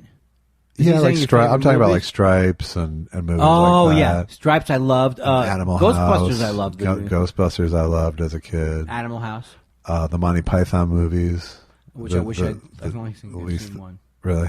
The one with the chopping your head off and the Holy Grail. Yeah, but in the Life of Brian, they say is great. It is. I feel bad that I haven't. I'll see it. You should. I also like Laurel and Hardy movie. Oh, W.C. Fields. Let's not go down. Okay, let's not go back to Laurel and Hardy again. Seth Dick the Third again. What sports do you plan on betting once we can all legally bet everywhere? Well, I do the same bet every year. I bet on the Mets because they usually. I bet on any of my favorite teams if they have really high odds against them. Right, but those are just future bets. What would you would you bet on a weekly business? I would probably bet, unless it became a problem. I like those football ones where you get like 3 out of a thing and then you win a certain amount of money. The parlays, something like that. Yeah. Is that going to happen though? Well, the Supreme Court just basically said yes. Wait! What did I miss? This is something I didn't want to miss. Yeah. There's a ruling now. What did they say? They said that states could make their own laws about sports gambling. Oh, but they could before. No, they couldn't. The only thing they could do was was parlay bets. Oh. Other than in Vegas, and New Jersey sued the government, sued the federal government to say, hey, if Vegas can, we can. And now the Supreme Court said yes, every state can. So that means we could have online gambling in every state too, right? Right. I assume there'll be online platforms for it. Yeah, great. But it's there's like 5 states right now that are kind of on the verge of it. Is California one of them? No. Oh. But I would love it. See, I would play more online poker if that. I think it'll be catastrophic in terms of addicted gamblers. But they're doing it anyway. It's different though. It was great when we. It's harder to find a bookie. No, that type of gambling is bad. Yeah. That kind of gambling is nowheresville. I don't understand the gambling of, and I have a couple friends who are like big sports bettors. Do they lose money? They lose a shit ton of money. Well, how can they afford that? That means they're criminals. They're ne'er-do-wells. No, I mean, they feed their family. A couple of them don't have families, but are they reasonable gamblers? Like they know that they have this money they can lose, or are they? Well, I mean, it's somewhere in between over losing and selling plasma. You know, Yeah, they aren't destitute. Well, some of them aren't. But they lose huge sums of money. If you were like a professional poker player, you could make a living just going to casinos and winning small stakes games. So, I mean, there are some. Yes, but that has more to do with your skill than someone else's you're not connected to. Right. I mean, and you have to put time in to be a professional poker you really player. do. And I also think if I put the time in, I'm afraid to put the time in. But I always like these. There's a lot of sports bettors who I'll talk to, and they'll go, "I can't watch a game without having action on it. It's no fun to me unless I have action." Oh, well, then don't watch the fucking game. Find something else to do. You don't have to watch it. I think that I would always be binge watch something with a predetermined outcome that you can't bet on. I think there's something about gambling that I would always dabble in. I always buy, not every week, but over the year, I'll make 6 or 7 disappointing trips to the Mega Millions area. Is that a lottery thing? The Mega Millions, Super Lotto Plus, and there was one more. And you'll do like pick numbers, or you'll do scratch off? No, I have the scratch offs, and I do so poorly at those. You put them in the machine, they pick the numbers for you. Because I think if I pick my favorite numbers, I'd be betting that every single day. Right. It sounds like a OCD trap for you. 16, 22. Your wife likes that number. What? And so, do you play scratch off games too? I like those too. Yeah, but not so a how lot. often do you play? I mean, maybe 5 weeks out of the year, 6 weeks out of the year. If you looked at it, maybe I buy 20 scratch off tickets the whole year. Okay. How about you? No, I haven't. It's been 20 years probably since I bought a scratch off. I love the idea of winning the lottery. I don't know why. I just love the idea. I fantasize about who I would keep the information from. Yeah, and do you get actual disappointment when you don't win? Yes, that's Really? why I don't like to do it. Because I go, what the fuck is this? I go, what is this? Because before they pick the numbers, you have so many ways to win. Then they what's the number, the big number called? They have 5 numbers and then Mega Millions or the Mega Jackpot. Or whatever they call it. Right. So I always get mad that I never get that number. I don't even get the mega number ever. I never got one of these numbers. Sometimes I'll scream. Taking the milk out of my baby's hands. So you'll bet football is what you going back to the original question. Yeah. Okay. When I go to Vegas, I love going to football because it's like that's part of the Vegas experience. Yeah. And I've gotten close to winning. And it's also, I like where you can win astronomical money for small investment. It makes it more fun to me. Right. I bet I only did bookie betting a few times when, in fact, it was at the same Malcolm and Eddie show. Someone had a bookie. And, I put in like 3 bets, all basketball, won all 3, and retired. Wow. And did the guy come around? Does he come around or are you calling the phone? No, he worked he was a bartender at some restaurant that you had to go. Can you get in trouble? I guess you could get in trouble. Yeah, sure you can. Yeah. But I also don't like those. People seem to like those fan duel things. But the whole VIG thing bums me out. Well, you don't want to get mixed up with organized crime, but you can have a friendly bookie. Yeah. A friendly bookie would never hurt you unless you didn't pay. Then you have to pay the VIG. All right. I don't want to be mixed up with organized crime. I'm so scared about it. Because in the old days, all the comics were mixed up with organized crime. Kindler, go out there, do 2 sets. I'm such an idiot. Is this what he means? Showbiz? Does he mean specifically that kind of a comment? No, not quite yet. It's when you just start making... Why can't it be your energy in the second hour starting to flag? Why does it always have to be me? My energy starts flagged and never wavers. Hey, thanks, Fanny Flag. Sammy Hagar or David Lee Roth, says Seth Dick again. I don't know enough about them. I would probably pick David Lee Roth because the only song I like between those two is Jump. Whoa! We might as well jump. Sammy Hagar, he doesn't drive 55, right? He can't. And so he would, but he can't. I'll pick Sammy Hagar in honor of our 55th test show. Oh, nice. Yeah. I picked David Lee Roth anyway.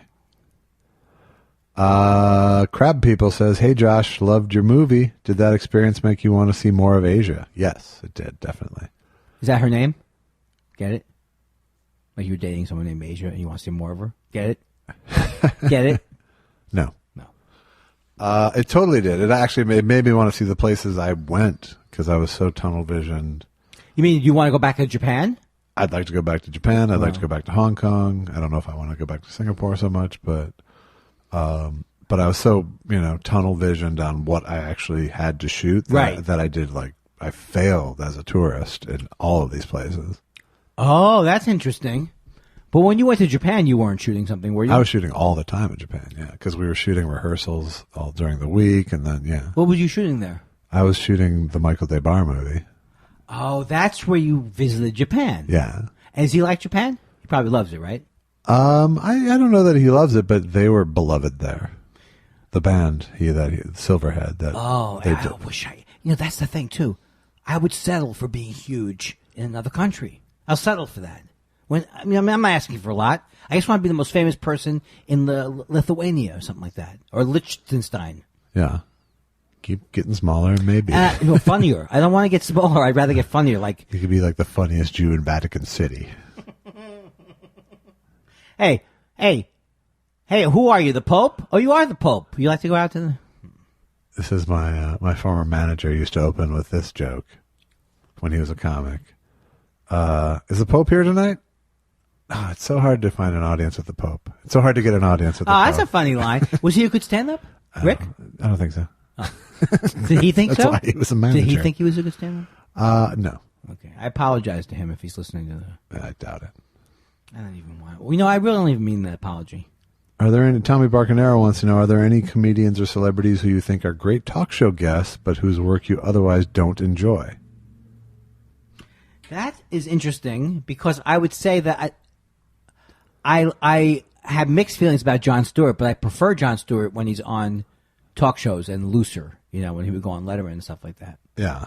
But I wasn't crazy about him on The Daily. I mean, I could respect it, but he annoyed me sometimes on The Daily Show. So, but I don't know if this would be someone I don't like their I think a lot of people could be good talk show guests. In the old days, you'd probably get more percentage of that.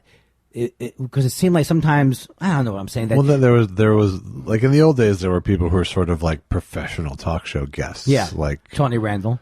Like Tony Randall, right? Yeah. But I think it's probably more like Orson Bean. Orson Bean, who I did interview on one show. Yeah, and he was interesting. But I don't know why I said that. But it would be like Howie Mandel would have a great story about his life. That wouldn't work. I can't imagine someone I really disliked all of a sudden being so great on the panel that it would change my mind. Okay, so no is the answer to your question. I think I think yeah. John E.L. Tenney. Hey, John. Over the last 10 years, I've done stand-up about 36 times, mostly open mics, but a couple of middles and features that I've been paid for. I've also emceed a few times. Can I, in good conscience, say to people, I do stand-up? Yes. There you go.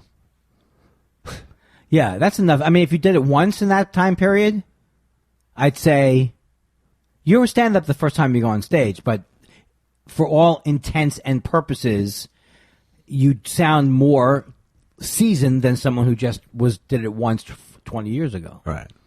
And, these days... Fucking a lot of people call themselves comedians. So. Yeah, but he's asking he's sincerely. Saying yes. If I actually did have a sense of shame, how would I? Well, you could. Karen says, "Suck it." She's right. Yes. Which Karen? Karen loves Andy. Karen, why? She's mad. What did I do? She's mad. You didn't waste your time on her. I totally. You mean is there an account named after the person I wrote the song for? Yes. And what's the account called? It's called Andy. Karen loves it. I mean, you know what? I found out that she's a fan of the show. Oh shit. Karen, don't spend your time. Karen Kilgariff has a true crime podcast, which I didn't even know because I'm an idiot. Really? It's a huge podcast. You knew it, right? Yeah. Yeah. And so I'm like, I'm into My Favorite Murder, right? Yeah. Yeah. I am the last person to know. Yeah, it's like a very big podcast, right? Why does you always have to describe others as having something big going on, and we're always like, yeah. It's aspirational. Okay.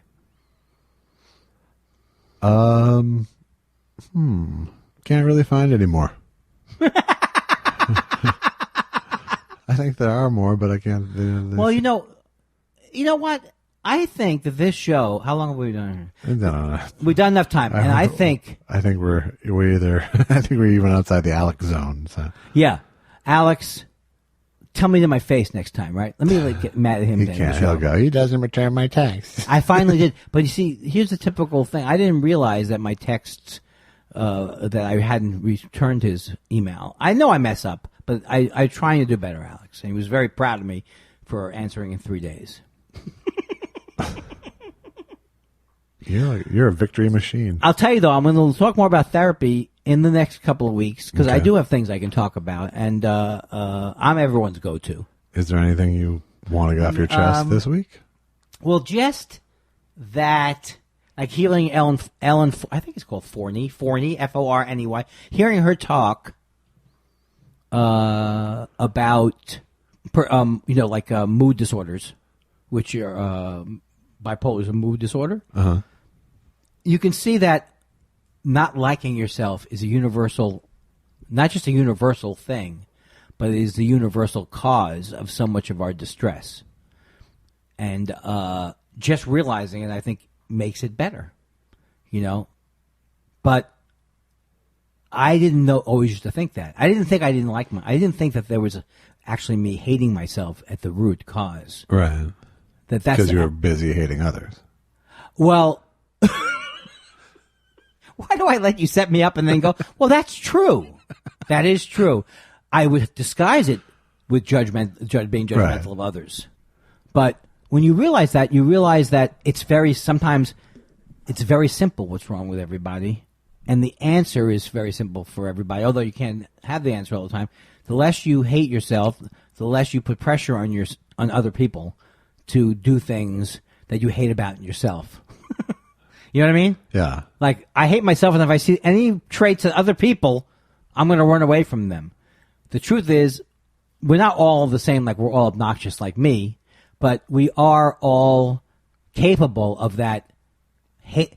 I don't think I realized how many people did not have good parenting, but you did, so that's different. But my therapist telling me that not most people, but the idea that your parents weren't being parents. I'm sorry, Mom.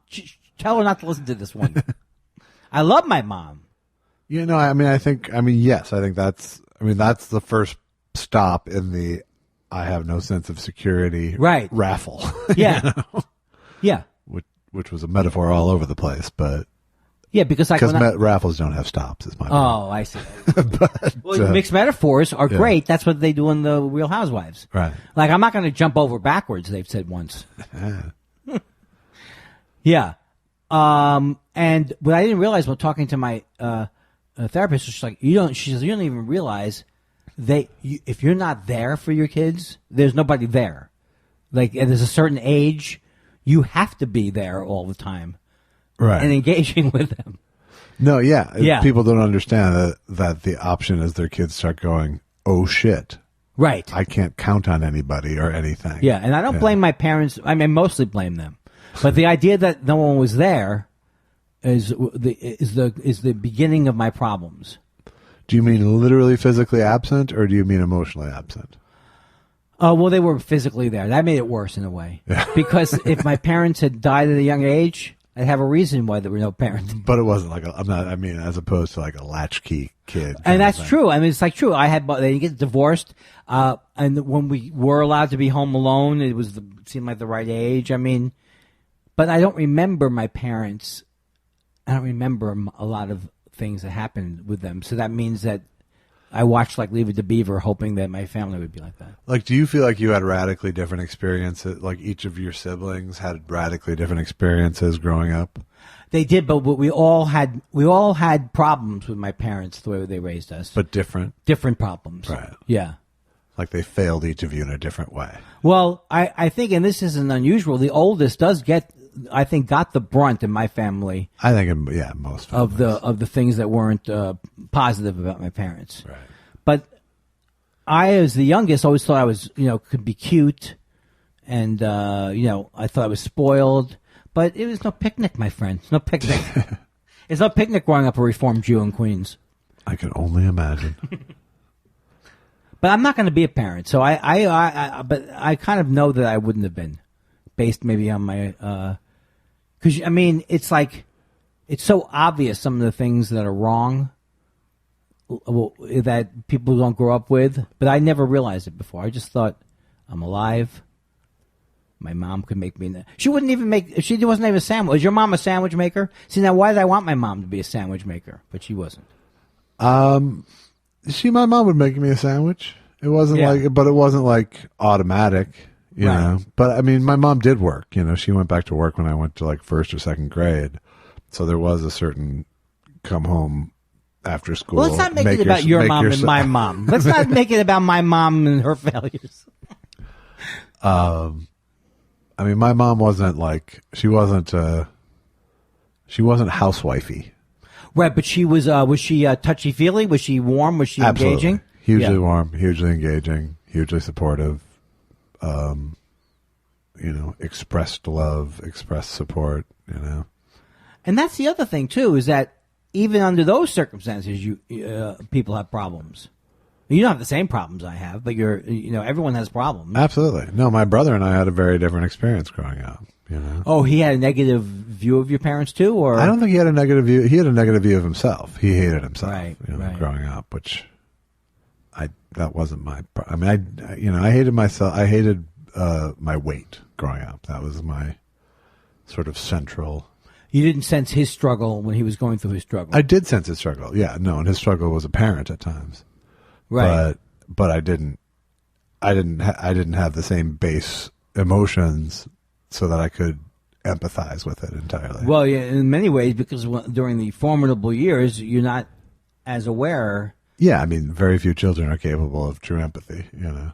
And I don't even think, even when, my whole But thing. I totally got a sense he was having a harder time than me. And a lot of it was because of what you were doing. Probably. But isn't that a great story that you and your brother are so close now? I love that. I'm close to my brother, but I mean, I think it's great. It is, absolutely. No, it was not, that wasn't the trajectory when we were young, but no, we genuinely like each other now. Okay, by that. And love each other. And love, come on, say it. So yeah, that's so write to us. If you want to write to us, write at thoughtspiral@gmail.com. No!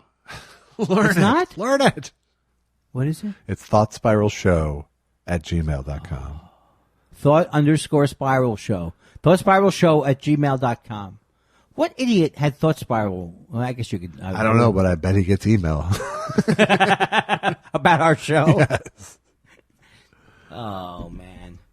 And please rate us on iTunes and review LA. us on iTunes. And we're coming to LA, right? We are coming to LA. We got 2 dates on the books here in LA. We got June 30th opening for Jen Kirkman at the Improv Lab. Okay. And then we have July 10th live Thought Spiral. Can you believe it? At the Improv Lab. The link is up on our Twitter page. Tickets are available already. Do you have any special things we're going to do that night? Do you have any ideas? Well, we're going to. I think we're going to test some jokes for the State of the Industry address. Right. Yeah, that'll be our main mission. What about we're going to introduce Joe Madison? No. And if you have Amazon Prime, watch my movie I Need You to Kill, streaming for free now. You know what I say? I need you to watch that movie. Have you ever used that one? No, I wouldn't.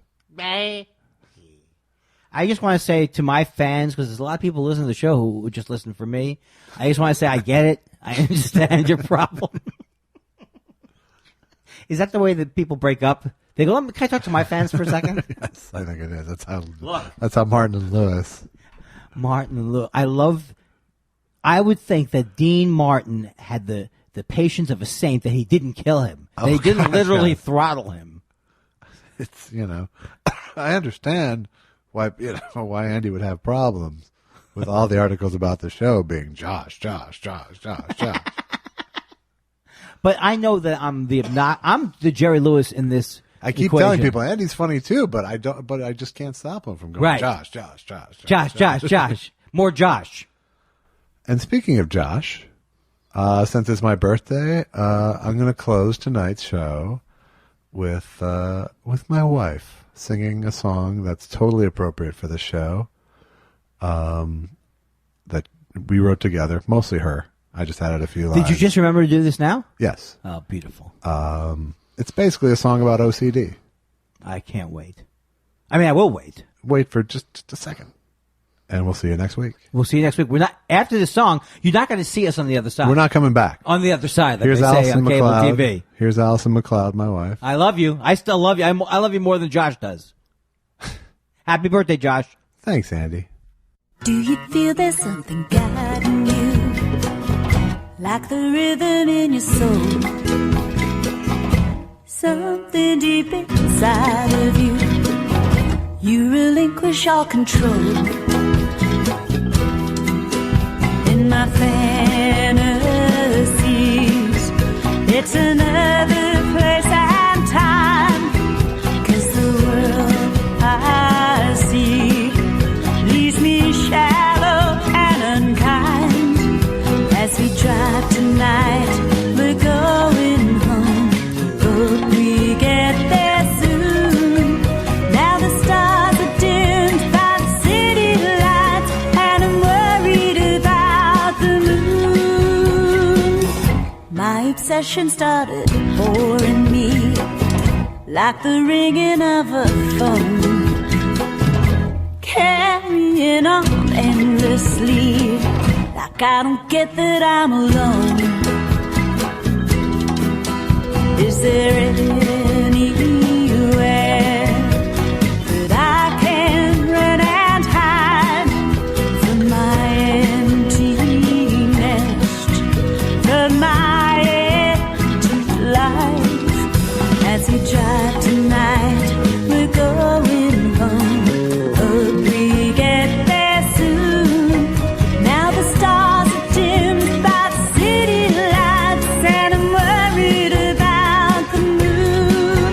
I'm worried about politicians' disease, poverty, my complexion, germ warfare, you and me. I'm worried about messiahs who come too late and leave too soon. Now the stars are dimmed by the city lights, and I'm worried about the moon. Won't you tell me that it's all okay? One more time and I'll believe you're not gonna disappear, and there's nothing up your sleeve.